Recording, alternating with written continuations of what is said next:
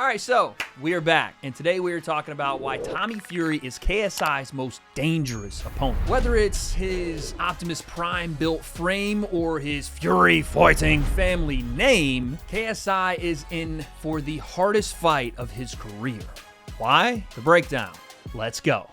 Shout out my boy Face Sensei for helping me out with the intro. But yes, we are here today to talk about why Tommy Fury is not only the toughest opponent for KSI to overcome, but he is KSI's most dangerous opponent. And what I mean by that is KSI is used to being the hammer and his opponents being the nail. This man is an offensive juggernaut in the sense that he is only offensive. There is really not a ton of defensive prowess in KSI's game. I'm not saying it's not there specifically, we just haven't really ever seen it, right? We haven't had to see it because most of, if not everyone that KSI has fought has been put on their back foot and really hasn't answered the call. So the difference in the Tommy Fury fight is that yes, he can fight off his back foot. There is offense on his front foot and he is willing to stand in front of KSI and not take that back step and utilize some things offensively that make him, again, not just tough, but dangerous.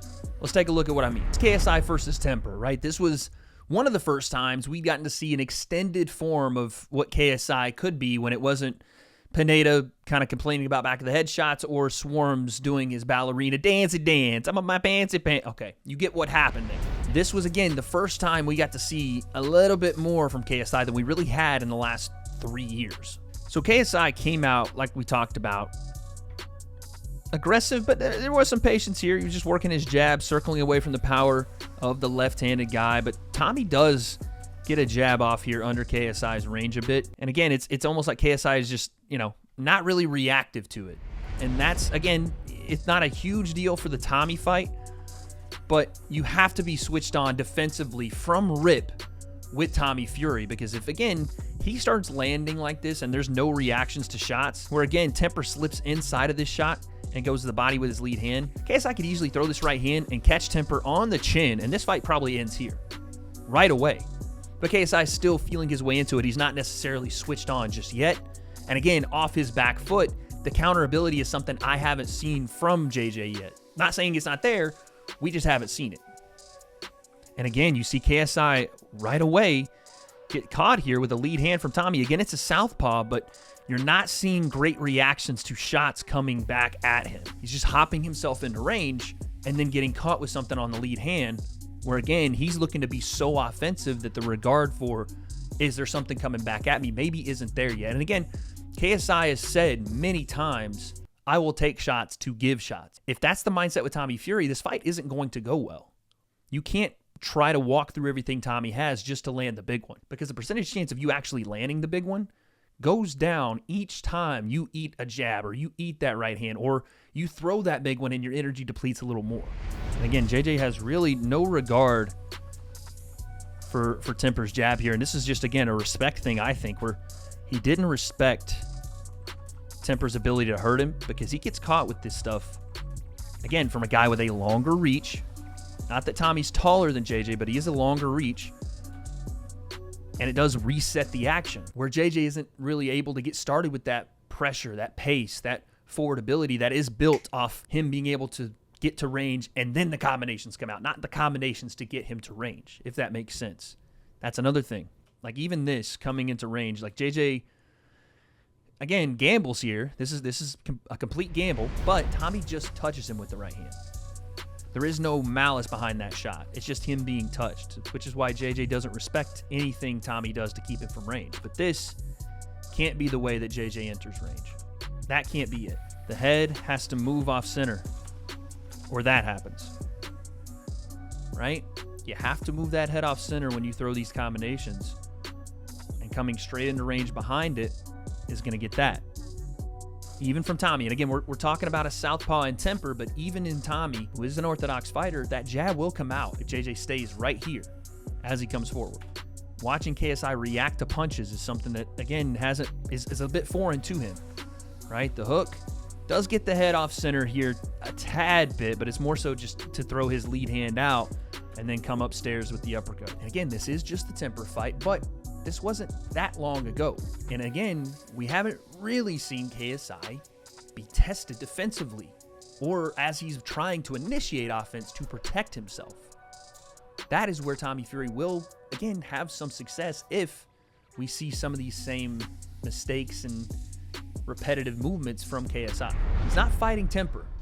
He's fighting Tommy Fury. So let's take a look at Tommy Fury and why he absolutely will have success in the moments where FaZe temper failed. You see immediately, just the first exchange here, where Tommy Fury has a bit of an advantage, not only skill-wise, but ring IQ-wise on a FaZe temper. Watch this double jab, right? Boom, boom. He only lands one of those. But again, as Jake ducks his head under that jab and tries to level change, the same way KSI level changes or tries to move his head off the center for that jab coming in, Tommy doesn't just throw one, he throws two.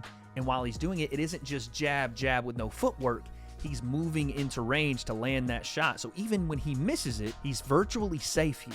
So if that's how he dictates this fight with KSI, you can see a lot of this too, where Tommy jabs his way to clinch range, then resets the action. Jabs his way maybe a right hand in clinch range, resets the action, because he is aware of where he's safe and where he isn't. This is another thing that seems somewhat simple, but is really tough to deal with. Look at a lot of the feints, even from Jake here too, but both guys are playing a game here. Tommy is just constantly moving. That head is not staying on center. The hands are showing different looks. It's tough to gauge where an attack's coming from or where you need to enter an attack. Like, just in the span of 2 or 3 seconds here, you're seeing head feints, high and low feints, foot feints, and then we attack. And Jake does a good job of getting out of the way, but once again, it isn't Jake getting out of the way to return offense. He's just getting out of the way of the shot. He's just being defensive. One thing I will say about Tommy is his shot selection at times is mind-boggling, because this is a phenomenal entry here where he throws a double hand feint.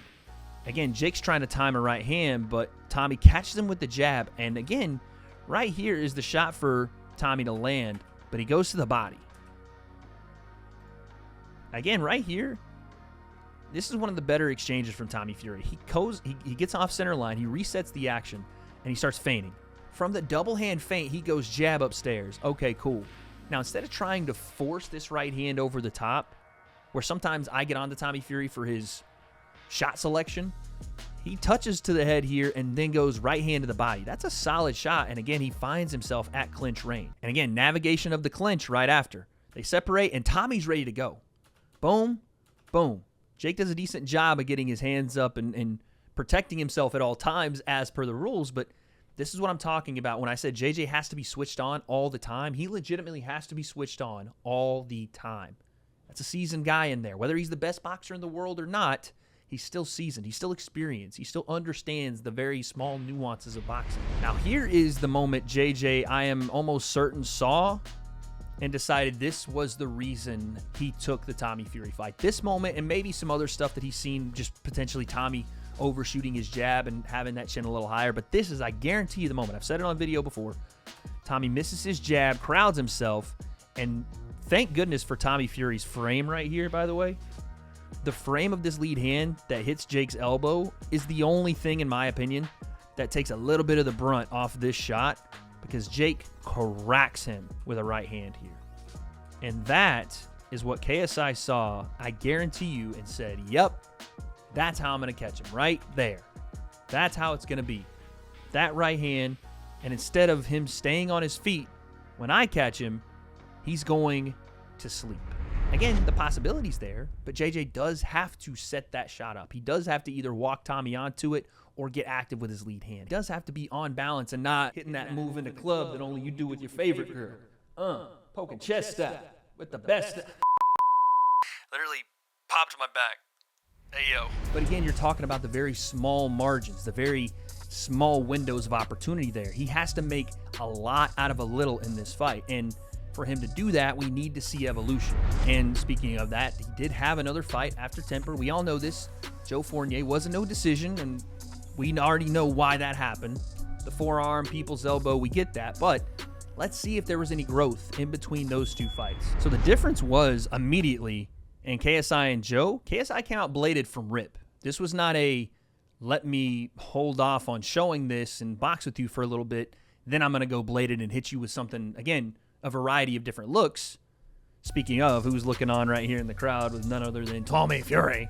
In my opinion, this fight was JJ trying to make a statement, and a statement early. I'm going to knock Joe out, then I'm going to point out Tommy Fury in the crowd type thing. I think he wanted to get this show over quickly. Not because he couldn't go the 6 rounds, but because he wanted to make a statement. I do like a little bit more of the feinting from JJ right here, right? Already, boom, little foot feint. And then goes jab here. Okay, solid jab to the body. Boom. Good shot. Fantastic. Rolls underneath it. Joe takes that one, though. Solid. And again, more feinting from JJ. Joe trying to feint with him. JJ walks in, just pokes to the body here. Again, Joe very non-committal to anything. And maybe that right hand that JJ landed quickly, early, was what made him that way. But Fournier, non-committal on offense, has not gained the respect of KSI. And from Joe Fournier right here, this isn't even an attack. This is desperation. It's good for him to get his head off the center line like this, but look at him desperately looking for this clinch. And JJ throwing the shot to the back of the head there is again, something you see a few times with him because he's looking to frame and throw, but with that close, you're throwing essentially a hammer fist. Like, that's an illegal shot. That can't happen. But I understand he's trying to land punches, but that can't happen. I like this from KSI. This is good. This is all good stuff. Yeah, you can talk about his hand placement being low. I don't really care too much about that because he is looking to be a little bit more explosive and throw from different angles, but I like his head movement, right? I like the feints. I like that. Slide underneath. Right? Boom. And Joe isn't able to touch him with it. That's solid. That's good work. We all saw this. Again, JJ trying to show different movements and angle switches, but this is a lot of nothing, right? This is a lot to accomplish nothing. I understand what he's trying to get to range by cutting angles and doing so explosively so that there's a bit of a confusion and a car crash and he could throw something off of that, but I would advise him save his energy when doing that. There's other ways to get to range. Like here, even here. You see him stepping, like tiptoeing his way in. Joe is just so thrown off by any of this right now. He's never seen it. To be honest, Joe isn't the high-level boxer they convinced us that he was. He's trying to even still just keep range.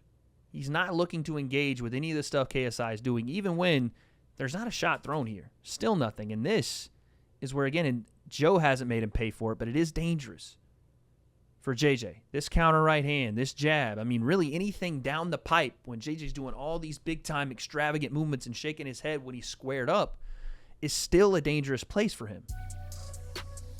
He is able to, in just this little amount of time, cut distance without throwing, standing straight up in the air, doing all that before a shot's thrown at all. Up here and then switch and then back, and then there's just too much. It works here for Joe, even though the shot doesn't land.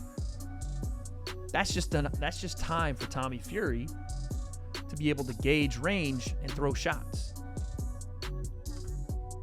This is the right hand that JJ wants to land on Tommy Fury. This right here. That's the one he wants to land. There was no setup behind it there. He just throws it. And Joe even sees it and gets out of the way and looks to counter off. But that's the one he wants to land. I would just say it needs to be set up. Again, you're not going to outbox Tommy Fury, but to have moments like this, to have success in those moments, you have to set this up with a jab. You have to. Full commit on a right hand with no setup is going to be seen from a mile away. And look at this. Now Joe Fournier has caught the timing of JJ throwing that same jab. How many times straight here? 1, 2, and now Joe catches his timing. And instead of being there for the jab, he slips inside, jab, boom, right hand of his own, right? And then stops. No follow-up. Boom, boom, and then stops. Tommy will continue. There will be more exchanges there. It won't just be the one jab right hand. It will be the double right hand, left hook to the body, right hand over the top. In those moments, JJ can't just get hit and go back to his bounce back and forth. No, he's got to be able to protect himself there. And again, one of the things that will make Tommy more dangerous than anyone KSI has fought is that volume, is the threat of continuous punching. JJ just has not seen. Now let's take a look at the elbow, right? Because JJ does have the right idea here, but because, again, the feet aren't set and Joe is looking to clinch, but again, JJ's just throwing. JJ does have to shorten up shots here. This is not a scenario that most likely you'll see him in the Tommy Fury fight. But if it is the case that he's in clinch range, he's inside, he's in the phone booth, the shots have to shorten up. One of the biggest problems that JJ's had is overthrowing in closer proximity. Here, he actually tries to shorten the shot up, but it's an arm punch that just whizzes by because he's not able to frame throw, or he's not able to turn shot quickly over. It's more so he throws it. Again, it's a great idea, and it just misses, and the brunt of the elbow comes down. And that is what makes this the most dangerous of his career. Not just that Tommy Fury is more skill, better ring eye, better jab, more volume, bigger person, longer reach, all the intangibles, but because JJ fights in a way that is either fully committal or fully not, because Tommy can capitalize where anyone else he's ever fought couldn't. Now, does that mean that Tommy just wins this fight going away and that's all she wrote? Pack it up, it's over? No. JJ absolutely has a shot here, but there are some things he absolutely has to change, and he has to fight a different fight than he ever has before. So on October 14th, the questions that I have, the evidence that we've seen, and all the speculation as to how this fight's going to go, it will be answered. And if JJ does beat Tommy Fury, the hunted becomes the hunter. He becomes the most dangerous man in influencer boxing. Does that happen? You could say we're in a new chapter, or perhaps even a new phase. But as my brother the sensei would say, Oos? I don't know. What does he say? What happens on October 14th? I clearly don't have those answers, but I guess we'll find out.